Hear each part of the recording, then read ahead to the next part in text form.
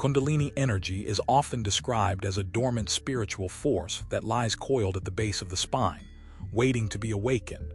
This energy is symbolized as a serpent, resting in silence until stirred through spiritual discipline. When awakened, Kundalini rises through the chakras. The energy centers along the spine, eventually reaching the crown of the head where it unites with universal consciousness. This union is described as enlightenment, a state of clarity, emotional balance, and mental mastery. The term Kundalini itself comes from the Sanskrit word kundal, meaning coiled, and it is associated with the divine feminine energy, or Shakti, the creative force that fuels life and awareness. The awakening of this force allows a person to transcend ordinary patterns of thought and emotion, and to step into a state of higher awareness. Indian scriptures offer detailed insights into this phenomenon. The Yoga Sutras of Patanjali emphasize that ethical living, meditation, and purification of the mind are essential foundations for preparing to awaken Kundalini. The Hatha Yoga Pradipika goes further, prescribing specific practices like pranayama or controlled breathing, and asanas or physical postures to activate the energy in a safe manner. The Upanishads describe the flow of prana, or life force, through channels called nadis, with Kundalini being the central current of that system. Even the Bhagavad Gita, while not mentioning Kundalini directly, emphasizes meditation, self-discipline, and mastery over the restless mind.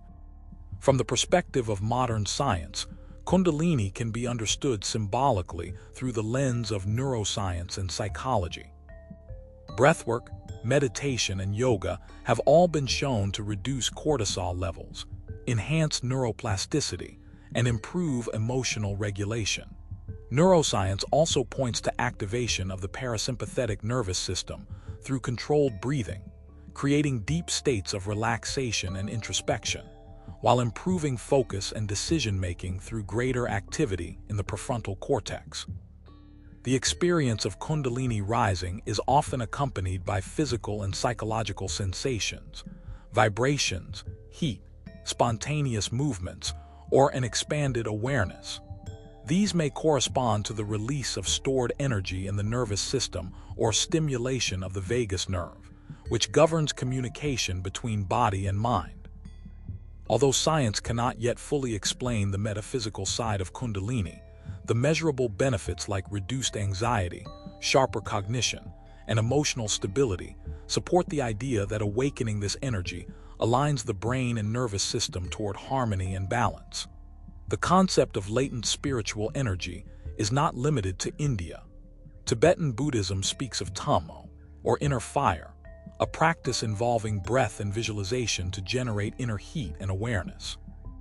Taoist traditions in China describe the Danshan, an energy reservoir in the abdomen, cultivated through Qigong practices. Sufism speaks of Baraka, divine blessing or spiritual energy cultivated through chanting and whirling, while shamanic traditions across the world employ rituals to access hidden energies of the body and cosmos. These parallels show that Kundalini is not just a concept rooted in India, but a universal archetype representing the hidden potential of human consciousness. To approach Kundalini for mental mastery, discipline and respect for the process are essential. The first step is preparation, and yoga texts recommend a sattvic or pure lifestyle. This includes ethical conduct, truthfulness, and moderation in daily living, all of which stabilize the body and mind. Physical practices such as asanas strengthen the nervous system and stimulate the lower chakras, creating a safe foundation for the energy to rise. Breathwork, or pranayama, is considered a cornerstone of Kundalini practice. Techniques like Nadi Shodhana, or alternate nostril breathing, balance the Ida and Pingala nadis, the two channels that flank the spine, while Kapalabhati, the breath of fire, energizes and cleanses. Scientific studies show that these breathing practices reduce symptoms of anxiety and depression, calm the mind, and sharpen attention. When the breath is regulated, mental chatter decreases, and the mind becomes more receptive to deeper states of awareness. Meditation is another key aspect of working with Kundalini. Mantra meditation, using sounds like Om or Satnam, aligns the mind with higher frequencies and quiets distractions. Visualization plays a role as well, with practitioners often imagining Kundalini as a serpent uncoiling and rising through the chakras. This process not only aligns with yogic philosophy, but also with Jungian psychology, where the serpent symbolizes transformation. However, the awakening of Kundalini is not without challenges. Ancient texts warn that premature awakening or unguided practice can lead to anxiety, insomnia, or disorientation. These symptoms are often described as the nervous system being overstimulated or the psyche being overwhelmed by sudden release of energy. Modern psychology might interpret them as signs of unprocessed trauma emerging during deep states of awareness. This is why texts like the Garanda Samhita insist on the guidance of a teacher or guru who can provide direction and support during this transformative journey. To integrate Kundalini into daily life, consistency is vital.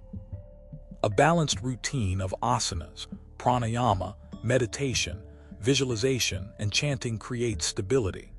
Journaling one's experiences helps process emotions and track growth, aligning with modern cognitive behavioral practices that increase self-awareness. Kundalini energy represents the highest potential of the human being. To master the mind through Kundalini is to combine the wisdom of ancient traditions with the discoveries of modern science, to harmonize body, breath, and awareness, and to awaken the dormant power that lies within.